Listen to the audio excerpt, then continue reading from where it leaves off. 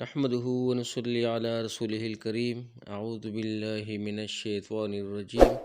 بسم اللہ الرحمن الرحیم۔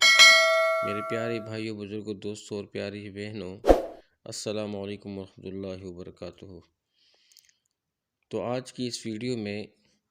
نماز کی فضیلت کے بارے میں ایک حدیث سنتے ہیں کہ حضرت محمد مصطفیٰ صلی اللہ علیہ وسلم کا کیا ارشاد ہے اور ابو مسلم رضی اللہ عنہ نے کون سی حدیث نقل کی ہے۔ تو سنتے ہیں۔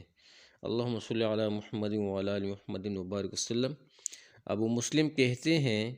کہ میں حضرت ابو امامہ رضی اللہ عنہ کی خدمت میں حاضر ہوا، وہ مسجد میں تشریف فرما تھے۔ میں نے عرض کیا کہ مجھ سے ایک صاحب نے آپ کی طرف سے یہ حدیث نقل کی ہے کہ آپ نے نبی اکرم صلی اللہ علیہ وسلم سے یہ ارشاد سنا ہے، جو شخص اچھی طرح وضو کرے اور پھر فرض نماز پڑھے تو حق تعالیٰ جل شانہ اس دن وہ گناہ جو چلنے سے ہوئے ہوں اور وہ گناہ جن کو اس کے ہاتھوں نے کیا ہو اور وہ گناہ جو اس کے کانوں سے صادر ہوئے ہوں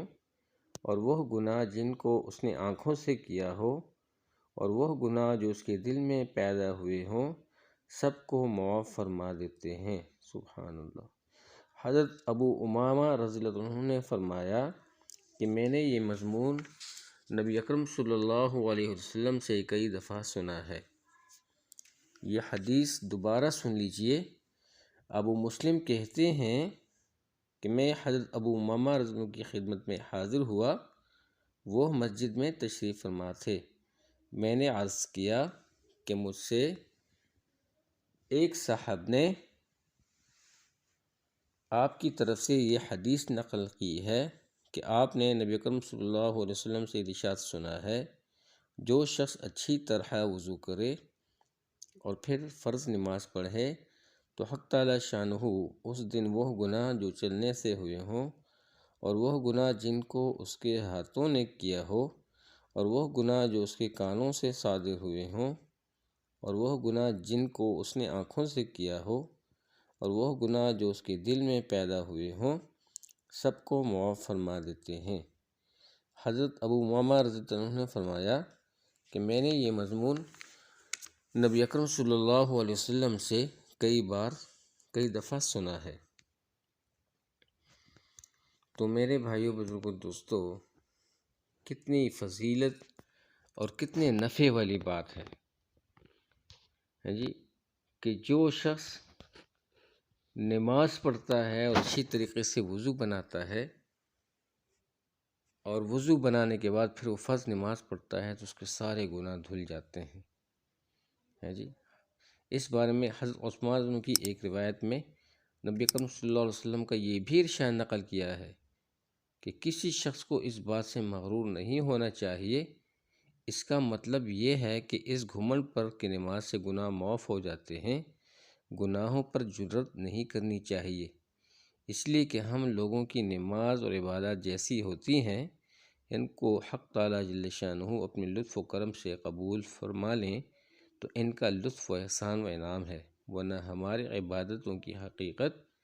ہمیں خوب معلوم ہے۔ اگرچہ نماز کا یہ اثر ضروری ہے کہ اس سے گناہ معاف ہوتے ہیں، مگر ہماری نماز بھی اس قابل ہے، اس کا علم اللہ ہی کو ہے، اور دوسری بات یہ بھی ہے کہ اس وجہ سے